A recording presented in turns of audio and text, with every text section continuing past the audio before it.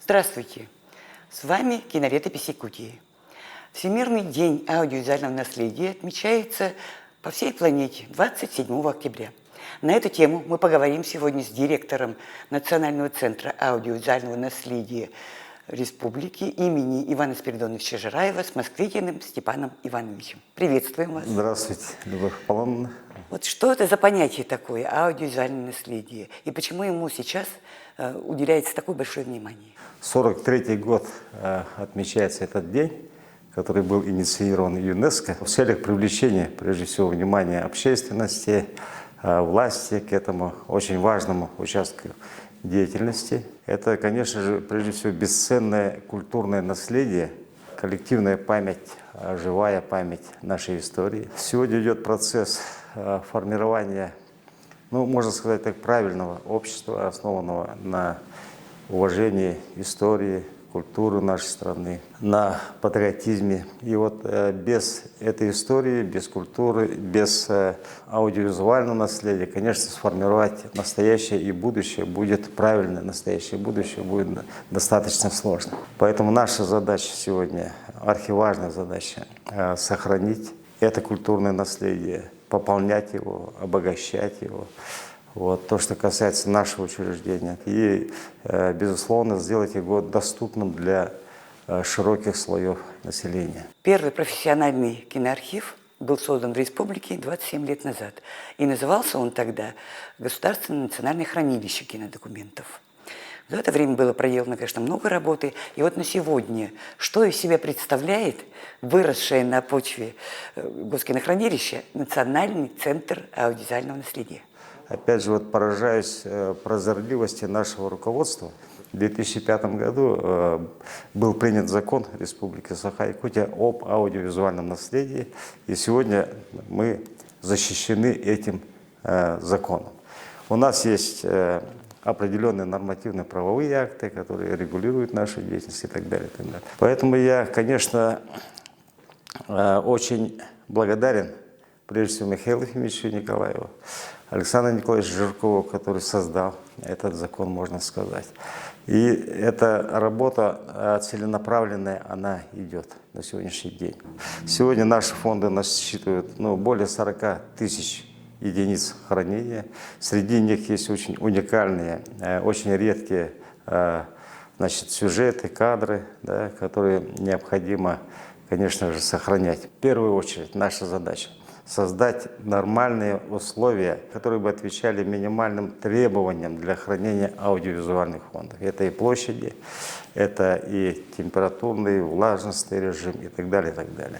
Сегодня мы этим похвастать не можем, но моя задача как директора добиться этого в ближайшие годы. Я думаю, что мы это сделаем. И, конечно, вторая задача – это наше учреждение. Просто необходимо, как воздух, цифровая трансформация, технологическое перевооружение. Сегодня мы работаем над формированием электронного каталога. И наша задача состоит в том, чтобы через сайт, через интернет-ресурсы любой желающий, будь то физическое лицо, организация, государственное учреждение, могло посмотреть по поисковой системе тот или иной материал и его приобрести или получить на безвозмездной основе. Это колоссальная работа, более 40 тысяч. Все оцифровать ее и сделать доступным, требуется, конечно, время определенное. Я думаю, что хорошо, что у нас есть конкретная цель, над чем мы будем работать, и я думаю, что мы это дело сделаем. А какова структура аудиовизуального центра? У нас на сегодня 4 отдела.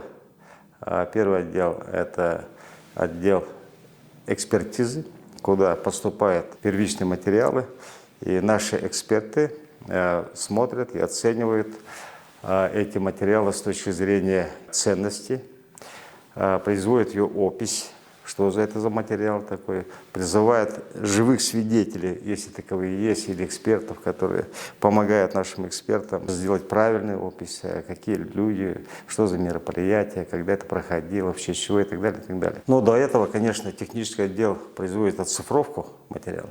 Вот. Сегодня мы оцифровываем на DVD-дисках, это прошлый век, по большому счету, но тем не менее. Так. После этого идет в отдел значит, сохранности и учета. Ему присваивается определенный, значит, серия, номер, и значит, он находит свое место на полочке, в картотеке там, и так далее, с тем, чтобы можно было бы его легко найти и использовать по назначению. Да. Но сегодня, повторюсь, нам просто необходимы, значит, цифровые технологии. И я очень надеюсь на то, что вот принята стратегия цифровой трансформации. Сегодня в сфере культуры мы там стоим номером один. Вопрос организационного порядка, он все-таки решается, решен. Но вот необходимо время для того, чтобы мы получили финансирование, закупили оборудование и уже плотно начали заниматься этим масштабным проектом. Но наша задача достойно сегодня все это передать грядущему поколению, чтобы не было нашему поколению стыдно перед нашей молодежью, чтобы все это было, ну, скажем так, упаковано по последнему слову техники. А сегодня вот именно цифровое оборудование, системы хранения данных, они позволяют и обеспечивают сохранность до 99,9%. Понимаете, да, это вот мечта всех людей, которые занимаются этим вопросом. Это очень важно, и я думаю, что мы этого обязательно добьемся. Ну, это поделитесь планами на будущее. Каковы перспективы на центра? Одна из важных задач – это пополнение фондов.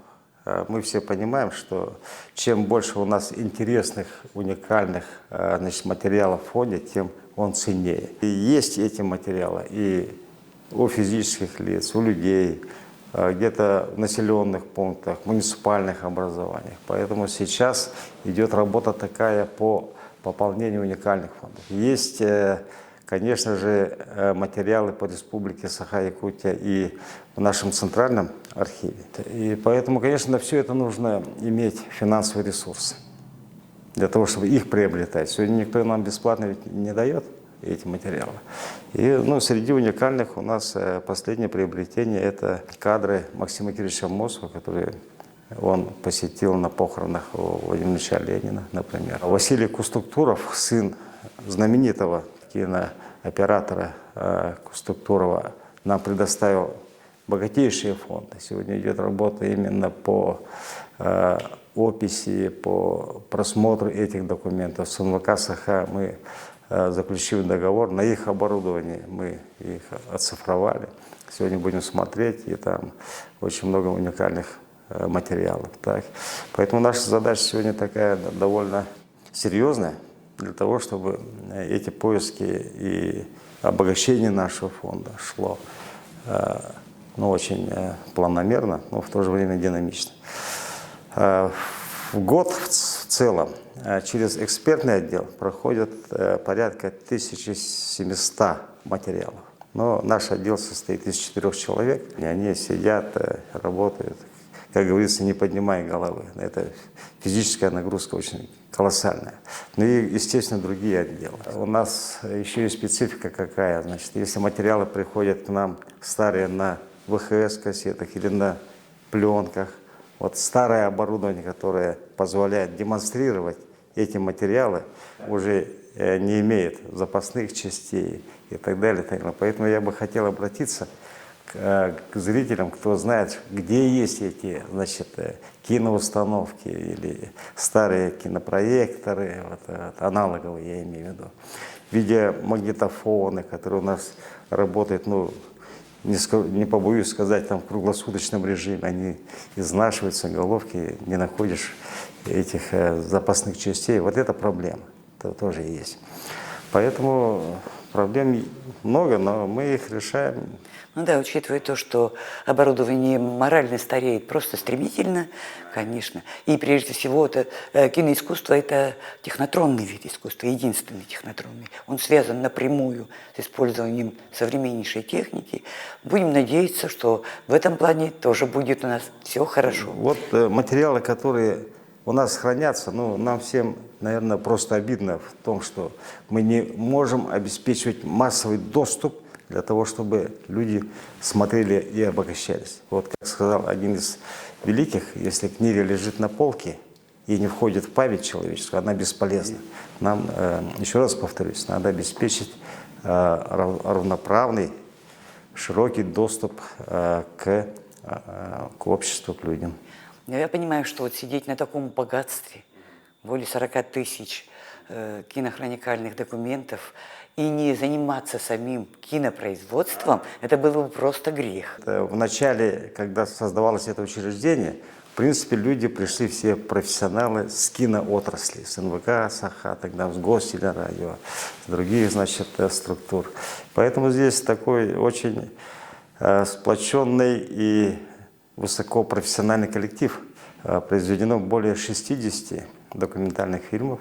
Так, на сегодняшний день кадровый потенциал, технические возможности и так далее, они позволяют нам создавать хорошие документальные фильмы. В мою бытность уже создано порядка 7-6 картин, которые получили признание общественности, власти. Среди них вот последний фильм, посвященный году педагога-наставника «Учитель перед именем твоим». Мы создали фильм «Огонь над вечной мерзлотой», постарались сделать объективную оценку причин и последствий лесных этих ужасных пожаров. Отклик получил не только у нас, но и за рубежом и так далее, и так далее. У нас есть возможности, конечно, создавать эти фильмы, мы их создаем. Давайте поздравим всех тех, кто причастен к созданию и сохранению аудиовизуального наследия, с их профессиональным праздником. Хочу поздравить наших ветеранов, всех тех, кто причастен к этому мероприятию, с нашим профессиональным праздником, пожелать крепкого здоровья, стабильности в жизни, ну и, конечно, веру в самое лучшее будущее. Спасибо, Степан Иванович. Спасибо вам.